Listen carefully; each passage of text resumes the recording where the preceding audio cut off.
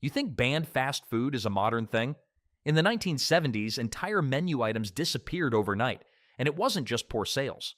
What forbidden ingredients or wild experiments made fast food's past far darker than you imagine? Back in the 1970s, McDonald's had a problem. Every Friday, millions of Catholic customers couldn't eat meat. Religious rules meant no beef patties, no nothing. Ray Kroc and his team needed a solution fast. Their brilliant idea? The Hula Burger. Instead of a beef patty, they slapped a thick pineapple ring between two buns. Add some cheese, maybe a little sauce, and boom. You've got yourself a meatless masterpiece. At least, that's what they thought.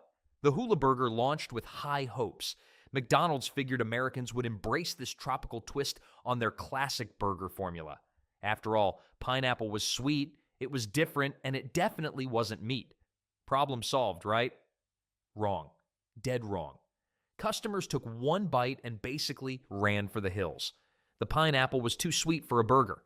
It was messy, it was weird, and it just didn't hit the spot like a real sandwich should. People wanted something substantial, something that actually tasted like food instead of dessert gone wrong. But here's the kicker. McDonald's wasn't just testing the Hula Burger alone. They were running it head-to-head against another meatless option, the Filet-O-Fish. This fish sandwich, created by a franchise owner in Cincinnati, was competing for the same Friday market. The results weren't even close. The Filet-O-Fish absolutely demolished the Hula Burger in sales. We're talking landslide territory here. While customers lined up for crispy fish with tartar sauce, the pineapple burgers sat under heat lamps, getting sadder by the minute. McDonald's quietly pulled the plug on their tropical experiment. No fanfare, no announcements. The Hula Burger just disappeared from menus like it never existed. The company learned a valuable lesson. Americans might love pineapple on pizza, but putting fruit where meat should go was a bridge too far. The Filet-O-Fish, meanwhile, became a permanent menu staple that's still around today. Sometimes the simple solution beats the creative one, but McDonald's wasn't done experimenting with weird menu items that would eventually vanish forever. While McDonald's was wrestling with pineapple disasters, Burger King decided they had the answer to America's sandwich prayers. Enter the Yumbo, a warm ham and cheese creation that looked suspiciously like it belonged in a school cafeteria rather than a fast food kingdom. The concept seemed foolproof enough. Take processed deli ham, add some cheese, throw on lettuce, and serve it hot on a hoagie roll. Burger King executives probably thought they'd discovered the holy grail of lunch meats. After all, ham sandwiches were popular at home, so why wouldn't they work at drive-thrus? Well, turns out there's a massive difference between your mom's homemade ham sandwich and whatever Burger King was serving up. The Yumbo hit menus in the mid-70s, right when Americans were getting more adventurous with their fast food choices. But adventurous doesn't always mean desperate. The sandwich faced an uphill battle from day one. Fast food customers weren't exactly lining up for warm deli meat when they could grab a flame-broiled Whopper instead. Makes sense, right? You don't go to Burger King for cafeteria food. The processed ham didn't help matters either. It had that distinctly artificial taste that screamed, "We heated this up in the back." Sales numbers told the brutal truth. The Yumbo couldn't compete with burgers, fries, and the other crowd pleasers that built Burger King's reputation. By the late 70s, most locations had quietly removed it from their menus, probably without anyone noticing or caring. The sandwich did make one desperate comeback attempt in 2014, banking on nostalgia from customers who remembered the original. Burger King marketed it as a limited-time throwback special, hoping that fond memories might overcome the reality of mediocre processed meat. The strategy failed spectacularly. Turns out nostalgia tastes better in your memory than on your tongue. The Yumbo's failure highlighted something important about 70s fast food. Not every experiment was destined for success. Some ideas worked, others became cautionary tales about overestimating America's appetite for change. Speaking of appetite for change, another chain was about to test the boundaries of Mexican-American fusion in ways nobody saw coming. Taco Bell wanted to crack the burger market, and their solution was beautifully weird. The Bell Beefer took everything you'd expect in a taco, seasoned ground beef, lettuce, tomatoes, cheese, and slapped it onto a hamburger bun. This wasn't just menu expansion. This was culinary confusion at its finest. The concept made sense on paper, right? Taco Bell already had the beef mixture perfected. Why not give burger lovers a taste of their signature flavors without the intimidating tortilla? The Bell Beefer launched as their bridge food, something familiar enough for hesitant customers, but different enough to stand out. But here's where things got messy, literally. That seasoned ground beef wasn't designed for bun life. Taco meat has a texture that works beautifully in a shell or wrapped in a tortilla, but on a soft hamburger bun, pure disaster. The beef would slide around, fall out the sides, and turn every bite into a napkin emergency. Customers found themselves eating what felt like a deconstructed taco that couldn't hold itself together. Then there's the identity crisis nobody talks about. Walk into Taco Bell expecting Mexican-inspired food, and suddenly you're staring at something that looks suspiciously like a sloppy Joe. The Bell Beefer confused customers who came for tacos and failed to attract burger lovers who had plenty of better options elsewhere. Sales never took off. The Bell Beefer limped along through the 70s, but by 1979, Taco Bell pulled the plug. The company realized something important. They were really good at being Taco Bell, not at being a wannabe burger joint. Interestingly, the Bell Beefer still has die-hard fans who remember it fondly. Online petitions pop up regularly begging for its return. Some locations will apparently still make one if you ask nicely and they're feeling generous, but Taco Bell learned their lesson. Stick to what works, and tortillas work way better than buns for their style of food. Speaking of sticking to what works, other chains were making their own questionable decisions about expanding beyond their expertise. While Taco Bell was busy making a mess with their Bell Beefer, KFC decided they wanted a piece of the sandwich action too. But here's the twist. They went with roast beef instead of sticking to what they knew best. The Kentucky roast beef sandwich hit menus in the mid-70s, featuring thin slices of roast beef and gravy served on a sesame seed roll. The whole thing seemed backwards from the start. KFC built their entire reputation on crispy, seasoned fried chicken. Customers came through those doors expecting 11 herbs and spices, not sliced beef drowning in brown gravy. But corporate executives thought they could expand beyond chicken and compete with the sandwich giants. Well, they picked the wrong fight. Arby's had already claimed the roast beef throne and wasn't about to give it up to the chicken people. Arby's perfected their roast beef game. They knew the right cuts, the proper cooking methods, and most importantly, how to make it taste like something you'd actually want to eat. KFC's version? Let's just say it tasted like they were trying to turn their chicken gravy into a beef sandwich miracle. The Kentucky roast beef sandwich lasted about as long as a snowball in a deep fryer. By the late 70s, KFC quietly removed it from menus across America.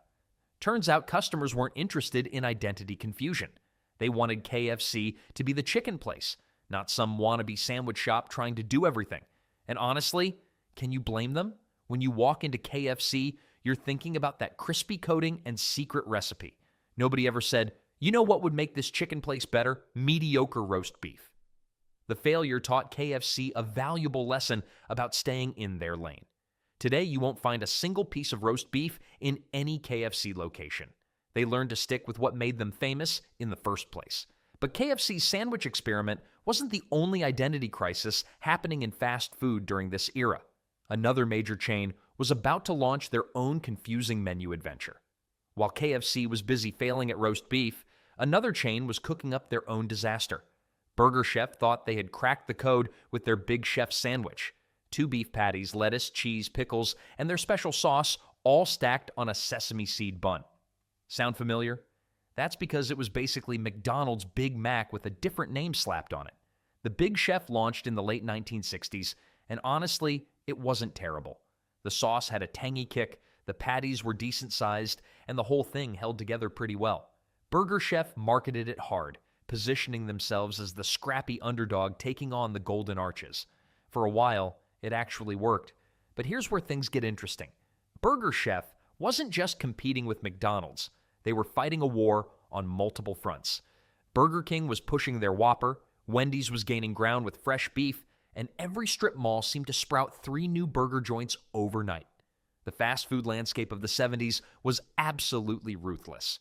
The Big Chef held its ground for nearly a decade, which is impressive considering most fast food experiments die within months. Burger Chef had over 1,000 locations at their peak, and the Big Chef was their flagship item. But success in fast food is like standing on quicksand. Stop moving forward and you sink fast. By the late 70s, Burger Chef was hemorrhaging money. Their expansion was too aggressive. Their marketing budget couldn't compete with the big players, and franchisees were jumping ship. The company got sold to Hardee's in 1982, and most locations either closed or got converted. The Big Chef disappeared along with Burger Chef's empire. Hardee's brought it back occasionally as a nostalgic limited-time offer, but these revivals never lasted long. Without the original chain behind it, the Big Chef was just another copycat burger in a world that had moved on. Speaking of moving on, McDonald's wasn't done experimenting with their menu. Their next big swing would prove that sometimes trying to be fancy just confuses everyone. McDonald's had bigger dreams than just burgers and fries. They wanted to class up their act, and nothing said fancy quite like a chopped beefsteak sandwich. This wasn't your regular ground beef patty situation. We're talking actual pieces of seasoned steak, grilled onions, and tangy steak sauce piled high on a toasted roll. The 1970s were all about experimentation in fast food. McDonald's figured their customers were ready for something more sophisticated than their usual fare. But here's the thing about McDonald's customers. They came for cheap, quick, and familiar. The chopped beefsteak sandwich checked none of those boxes. First problem, price. This sandwich cost significantly more than a Big Mac. McDonald's built their empire on affordable food, and suddenly they're asking people to pay premium prices for what was essentially a glorified steak sandwich. The math didn't work for most families. Then there's the taste factor. McDonald's had perfected the art of making their burgers taste exactly the same everywhere. But steak? That's trickier. Some locations overcooked it, others underseasoned it. The consistency that made McDonald's famous just wasn't there with this fancier option. The real nail in the coffin was customer confusion. People walked into McDonald's expecting burgers, not steakhouse fare. They'd stare at the menu, scratching their heads, wondering why they needed a chopped beefsteak sandwich when a quarter pounder would do just fine. Makes perfect sense when you think about it. McDonald's quickly realized they'd misread their audience. Within months, the chopped beefsteak sandwich vanished from menus nationwide. No fanfare, no goodbye. It just disappeared like it never existed. Corporate quietly went back to focusing on what they did best. Simple, consistent burgers that didn't require explanation. Today, most people have never heard of McDonald's brief steak experiment. It's become one of those forgotten failures that companies prefer to bury. But McDonald's wasn't the only chain making questionable menu choices during this era. Some restaurants were adding ingredients that would later become completely illegal to serve. Wendy's thought they had a winner when they rolled out their fish sandwich in the 1970s. Fresh, crispy, and eye-catching with that beautiful reddish hue that made it look absolutely delicious under those bright restaurant lights. But here's the problem nobody saw coming.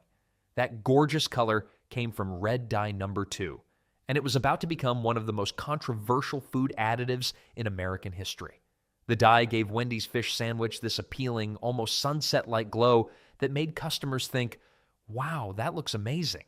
Sales weren't terrible either. People liked the taste, the presentation worked, and Wendy's was building a solid reputation for quality ingredients. Everything seemed fine until scientists started digging deeper into what red number 2 actually did to human bodies. Then the bombshell dropped. Research began showing that this particular dye might cause cancer in laboratory animals. The studies weren't just mildly concerning, they were terrifying enough to get the Food and Drug Administration's full attention. By 1976, the FDA had seen enough evidence to completely ban red dye number 2 from all American food products. And the weird part is how quickly everything changed after that. Wendy's had to scramble to reformulate their entire fish sandwich recipe practically overnight. Gone was that beautiful reddish color that had made their sandwich stand out from McDonald's Filet-O-Fish and every other competitor. The new version looked completely different, almost pale by comparison. This wasn't just Wendy's problem, though. Restaurants across America were quietly removing artificial colors from menu items during this exact same time period. The 1970s became this strange era where food companies realized that making things look pretty might actually be killing their customers. Makes you wonder what else was hiding in those bright, cheerful fast food colors, right? Well, speaking of hidden dangers in 70s fast food, Arby's was dealing with their own ingredient nightmare that would make red dye number 2 look like child's play. Trans fats were everywhere in the 1970s. Arby's French dip and Swiss sandwich became a customer favorite, but it came with a hidden problem that nobody saw coming. The sandwich itself was delicious. Tender roast beef, melted Swiss cheese, and that iconic au jus dipping sauce. What made it taste so good? Partially hydrogenated oils. These artificial fats gave foods that perfect texture and extended shelf life. Restaurant chains loved them because they were cheap and made everything taste richer. Arby's wasn't alone in this. Practically every fast food joint was using trans fats in their cooking oils, sandwich spreads, and even their buns. But here's where things get interesting. Scientists started connecting some uncomfortable dots in the late 70s. Research began showing that trans fats were doing serious damage to people's hearts. We're talking about raising bad cholesterol while lowering the good stuff. The very ingredient that made food taste amazing was quietly clogging arteries across America. The scary part? Nobody knew how widespread the problem was until much later. Arby's customers were enjoying their French dip sandwiches, completely unaware that each bite contained fats that didn't exist in nature. These were laboratory-created molecules that human bodies simply couldn't process properly. Well, the writing was on the wall by the late 70s when early studies started raising red flags. The FDA began taking notice, though it would take decades before they acted decisively. Restaurant chains found themselves in an awkward position. Their most popular menu items were made with ingredients that were becoming controversial. Arby's eventually had to reformulate their entire French dip recipe. The sandwich survived, but it never quite tasted the same without those artificial fats. By 2015, the FDA finally banned trans fats completely, giving restaurants 3 years to phase them out entirely. The original French dip and Swiss from the 70s, that exact recipe is now illegal to serve in the United States. Sometimes the ingredients that make food irresistible turn out to be the most dangerous ones of all. Speaking of dangerous ingredients, some foods crossed even bigger legal lines. Trans fats weren't the only thing making 70s fast food dangerous for your heart. Dunkin' Donuts was deep frying their famous crullers in something even worse, pure animal shortening. Those twisted golden donuts that everyone loved, they were basically swimming in rendered pig fat and beef tallow. The crispy texture came from lard that had been sitting in industrial fryers for hours, sometimes days. Delicious? Absolutely. Heart healthy? Well, that's where things get interesting. Nobody really questioned what made those crullers so incredibly addictive back then. The answer was simple. Animal fats create flavors that vegetable oils just can't match. When you bite into a cruller fried in lard, your taste buds are experiencing something that took thousands of years of evolution to crave. But here's the problem. Medical researchers in the late 70s started connecting dots that nobody wanted connected. Studies showed that animal shortening was absolutely destroying people's cholesterol levels. We're talking about numbers that would make modern doctors faint. The saturated fat content was through the roof, and customers were basically eating heart attacks shaped like donuts. Then there's the bacteria issue that nobody talks about. Animal shortening doesn't handle heat the same way plant oils do. It breaks down differently, creates different compounds, and harbors nastier stuff when it sits around too long. Health inspectors started raising eyebrows when they realized what was actually bubbling in those fryer vats. The writing was on the wall by 1980. Dunkin' Donuts quietly switched to vegetable shortening without making a big announcement about it. They couldn't exactly advertise, "Hey, we stopped using the ingredient that was slowly killing you." Makes sense, right? The original cruller recipe became illegal to serve commercially once new health regulations kicked in. Those animal fat regulations weren't suggestions. They were federal mandates that changed how America fried food forever. But speaking of ingredients that got banned for health reasons, there's one food item that crossed an even more serious line, and it involved actual livestock organs that the government decided were too dangerous for human consumption. Picture walking into an American diner in the 1970s and seeing something truly bizarre on the menu. Haggis. Real, authentic Scottish haggis made with sheep's lung, heart, and liver, all stuffed into a sheep's stomach. Sounds appetizing, right?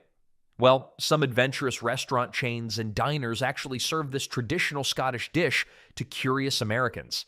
The weird part is that people were genuinely interested in trying it. Food culture was expanding, and exotic dishes were having their moment. Haggis represented authentic Scottish heritage, complete with all its organ-filled glory. Then, 1971 arrived with a regulatory bombshell. The United States Department of Agriculture dropped the hammer and banned all foods containing livestock lung. Every single one. The reasoning was simple but terrifying. Lung tissue posed serious health risks, including bacterial contamination and potential prion diseases. But why specifically lung tissue? Lungs are essentially giant air filters for animals. They trap bacteria, viruses, and all sorts of nasty particles that animals breathe in throughout their lives. When you eat lung, you're basically consuming a concentrated collection of everything that animal filtered out of the air. Makes sense why regulators got nervous about it.